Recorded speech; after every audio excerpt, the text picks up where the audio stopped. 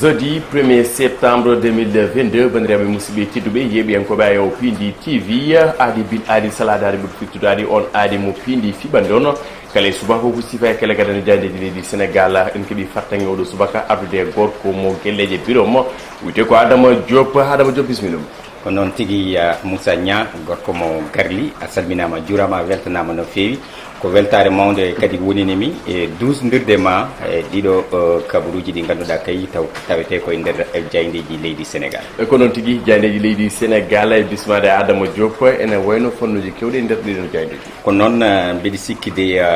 aɗani hucciti e majje aɗa jiima e majje mbiɗa sikki noon kadi haɗi kewi fannuji no mbiruɗa ni holko ɓuuri tentude e jayndeji ɗi hande ko noon tigui alhaali assemblée nationale leydi Sénégal jeynenkoɓe leydi Sénégal goppani ɗum caggal ene wayno noon on tong walla mbiyat groupe parlementaire hallaji kewɗi en fani hen koɓe dawrugol jumpi hen no hannirta ni ko noon tigui ɗum noon en puɗɗorto tan e jaynde le quotidien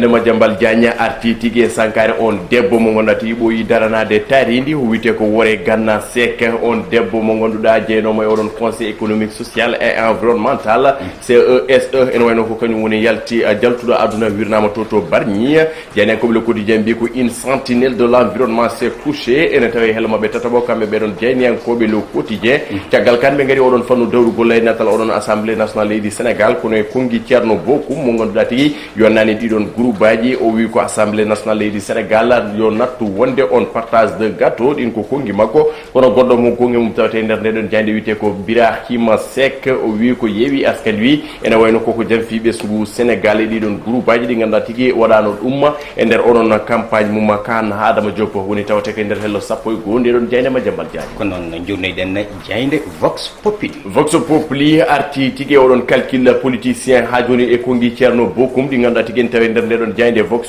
Pop oɗon 14e législature e haalullaji kewɗi hen wayno o wi ko ganduɗa ko calcul politicien enrichissement sur le dos du peuple ɓeɗon tigui ganduɗa ko naweteɓe toon ɗo assemblée nationale ene wayno gon koye allude e ɓesgu walla mbiyen e dow kecceje ɓesgu Sénégal ɗin tigui ko kongi makko ko Ceerno Bokum o ko groupe aji ɗi groupe parlementaire ɗi ganduɗa tigui ma coose toon ene wawi tigui ganduɗa wona koppereje kewɗe jaltunoje ɓesgu Sénégal jahoje e ɓeɗon ene wayno noon e wiide makko wona hunde fonde wonde que salaire aji ɓurtuɗi wondude tigui 1000 litres de carburant et avantage uji goɗɗi foof de o wi kene wawi addande caɗele ɓesgu leydi Sénégal ɗin ko kongi Ceerno Bokum gardina e jayde Vox Populi oɗo subaka caggal kan ɓeɗon jeynenkoɓe garti oɗon drame to centre de santé de Kédougou ene tawi nder hello mabɓe ɗiɗaɓo kamɓe ɓeɗon jeynenkoɓe Vox Populi ko noon journeyɗen jayde les échos ene jokki oɗon fannu dawrugol ganduɗa ko démission oɗon gorko jaltuɗo parti démocratique sénégalaise o wiyete ko docteur Cheikh Dieng yaltudemo toon hen wayno noon caggal haalullaji kewɗi cottumami caggal haalullaji kewɗi wonde ko ɗum yaltinimo ɗum ɗo yaltinimo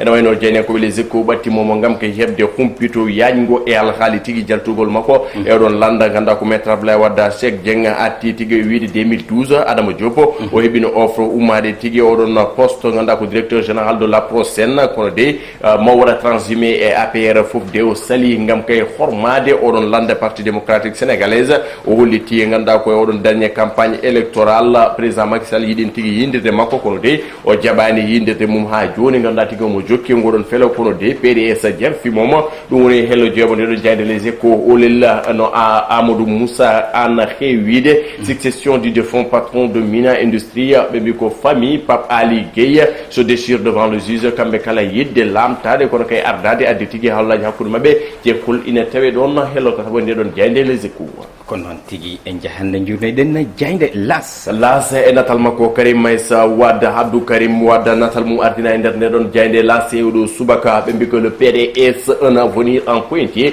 ene wayno noon ene jiiɓi walla mbiyen ene kawni oɗo saaha tigui hollo battani oɗon landa ganduɗa tigui maître Abdoulaye Wade saabu oɗo saaha ganduɗa tigui hewɓe teskama en jalta oɗon landa absence uji kewɗi teskama kono kay hewɓe mbaɗi démissionné ko wayno Cheikh Dienen touché Mangane eko way noon ha joni gardiɗo oɗon landa yiyaka de fil en absence walla exilé kono kay Bassirou Ndiaye wi ko Karim Wade ma attu ko ɓoytaɗo e nder leydi Sénégal caggal kan jeynenkoɓe las Adama Diop jumpi koye ngallon gollorgal ene wayno ɗiɗon opérateur uji leydi Sénégal ko wayno Orange Free Expresso kame Wave kene tolno he ganduɗa tigui 250 plainte ko kañum tigui waɗa déposé fade mabɓe ɓen tigui wullittoɓe ala haali probléme technique probléme tigui caɗele weeyo eko way noon ene wayno nguɗon goomu autorité de régulation des télécommunications et postes woni ARTP wadi épinglé Orange Expresso kambe free kay tonti non ay tonti e ganda tigi tenti e wave kaymen kala ganda tigi wadama épinglé ko kay ARTP ene felo yubinde wala benna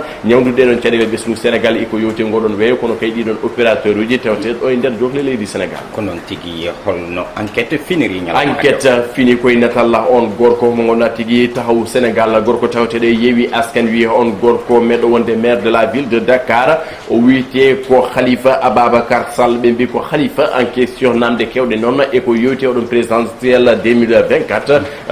pile golla wala biena sumgoji le fo lamu 2024 bele de odon gorko ma ya ton sabo wiide ba hakude 2017 et 2022 no non odon gorko ko jogino cedele ngolon dawru golla kono kay ganda ko didon élection ngaji législative ko kimo fartange tigi dartade kono kay heptude odon pot makko no hanet ni bele mo heb fartange yaade ton kono kay heptude odon tere makko politique mo perdi dum ko tawte nder helotata mo do jayde enquête jayde de groupe Futur Média l'Observateur haybe na ngora ko odon fonnu dawru gol présidence to so assemblée nationale du Sénégal be mbi ko yewi wallu prémisse d'un clash ene way non way wade cedele kewre ceexul hakkunde mabbe odon candidature irrévocable mo ameta aydara ko lidi tigi yatirta ciagal kono de todo gol Mamadou Lamine Thiam e odon nganda tigi garugol Ousmane Sonko jidgol Barthélémy Diaz fof de ko cedele kewde mbay wadde kono analyste politique en ngadi hen nganda ko sifa mo wala biena ngadi en humpitu mo en kan woni tawta ke nder helma be tata bo ko na dum ko be garti ko yal gali odon sugo debbo mo gonduda tigi ne tawe bugi karale kesele di Sénégal wite ko Nabou Daz odon brigade spéciale de cybersécurité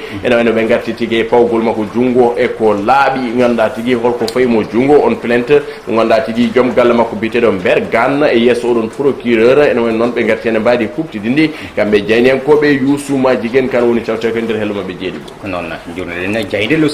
soleil ha joni fo hivernage ngudon jillu mabbe ndungu heno non ebe tawe toto marsa summa ko natal odon pomo marsa sumbe piniri ewdo subakande o no di fleuve et di pont odon pont inira ko godon wuro kono kay godon mayu inira ko godon wulo fleuve marsa summa be ngati al hali sungurungu nganda tigi odon fleuve Casamance hello sapo go sapo neya be ngati mbadi kuptidi de wiide de odon nokku nganda tigi e tan colonial Adama Diop ko kanko tigi wonno abrité on usine mo nganda ko gerte ndema gerte ne reber non hanit ni kono kay warno mo comptoir commercial ji kewdi e tan colonial dum jaynen kobe le soleil njumpe godon wuro witengo marsa suma tarikha maggo e ko nganda tigi ta faggingo e ko ngo faggi fof non ene tawe nder hello sapo go ha sapo neya fo hivernage jaynen kobe le soleil kono na jayde libération kono tigi be mbi ko tiagal astu sokna to luga hen wona ko musibo goddo teska to hôpital mo Kédougou dum non wadi ko nyamma walla biena kikida talata den tigi orona den cadele mbadi on debbo tigi no jottodo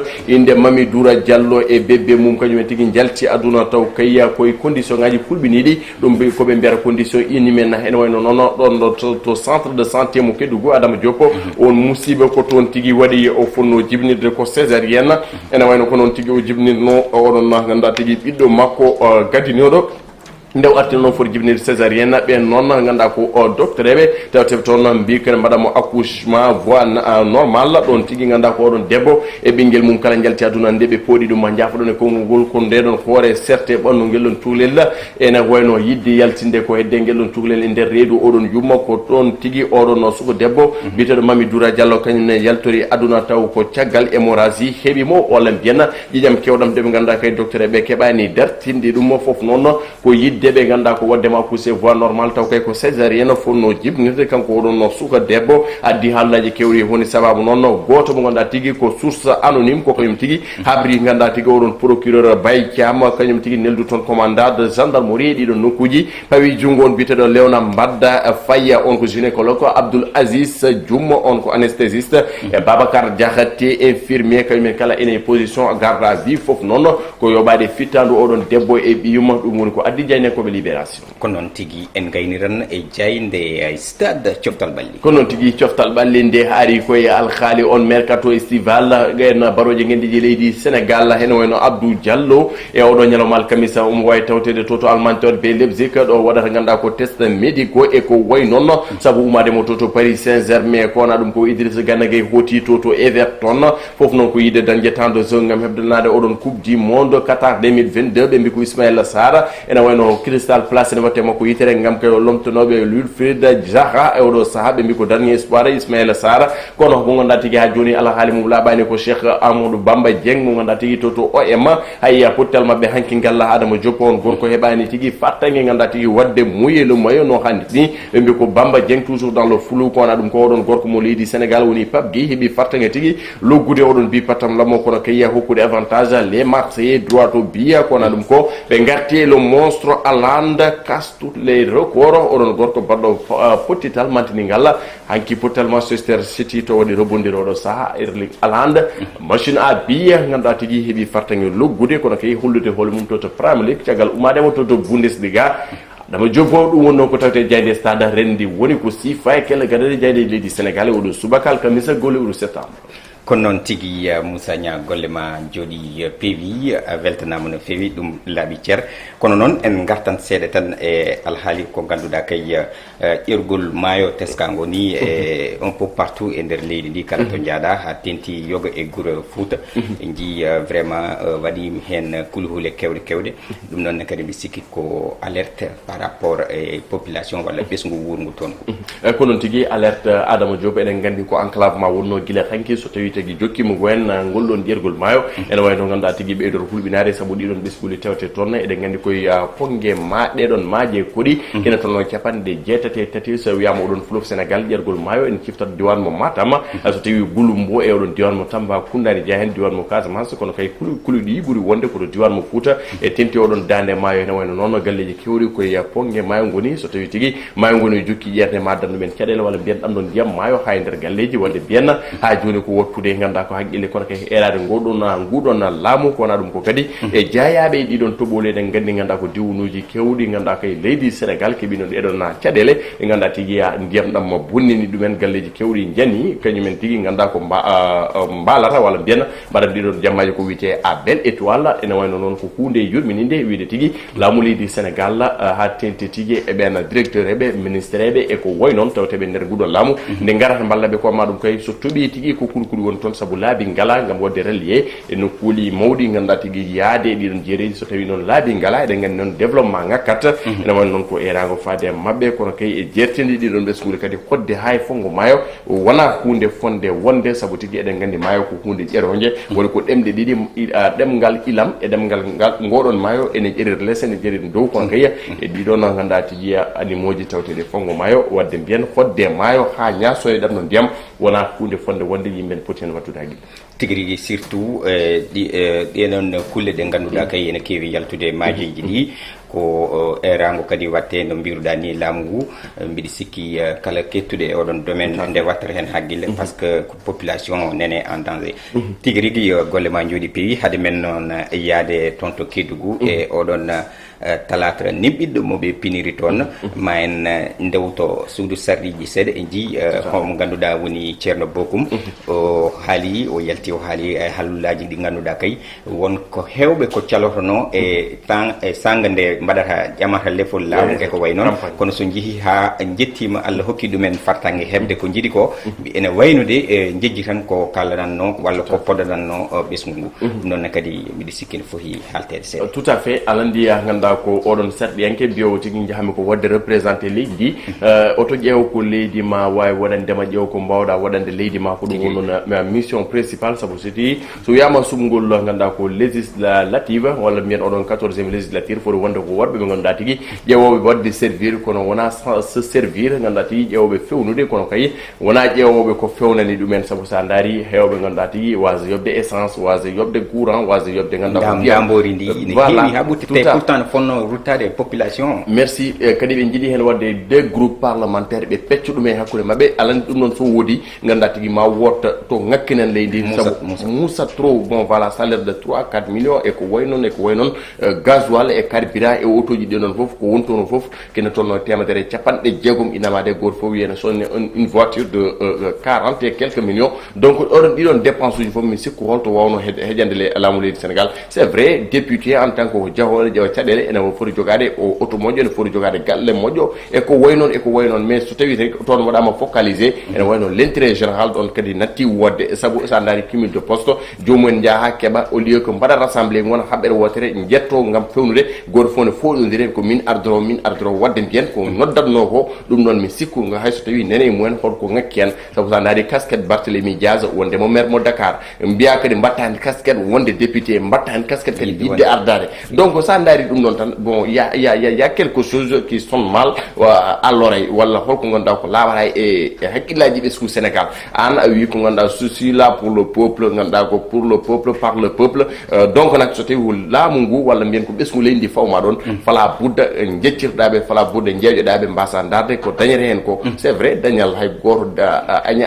añani ɗum mais bon voilà ça so tawi ɗo haqqillaji mbatta woni soldat ɓesgu ngu won gueɗe wopat tout à fait donc nak il y a des choses ɗe ganduɗa ko fodde yurnitede ɓe ganda tigui législative haɗani oɗo saaha goto so tawi woodi no mbaɗirni janggo mi sikku ma sohli voilà c'est ça ɓesgu Sénégal jabata funtede ko ɗon tigui Moussa golle ma jooɗi peewi ɗon ne tigui laaɓi en jii ɓe ganduɗa kay ko maire uji e kadi jiiɗi wonde président ji tonto assemblée nationale alors que eɗen mbawi hokkude yeeru omo ganduɗa woni Ahmed Aïdara eɗen jii e nder revue de presse makko à chaque fois omo waɗanno commentaire uji ni ha eni o ɓurtina hen taw ko yaldani e kuule ɗe ganduɗa taw ko jandiyankagal kono noon kadi hannde en jii omono wi wonde mo yiiɗa ɗiɗon poste uji cumul de poste mo kalla ɗo ɗum noon yo Allah faaba Moussa en gayniran tan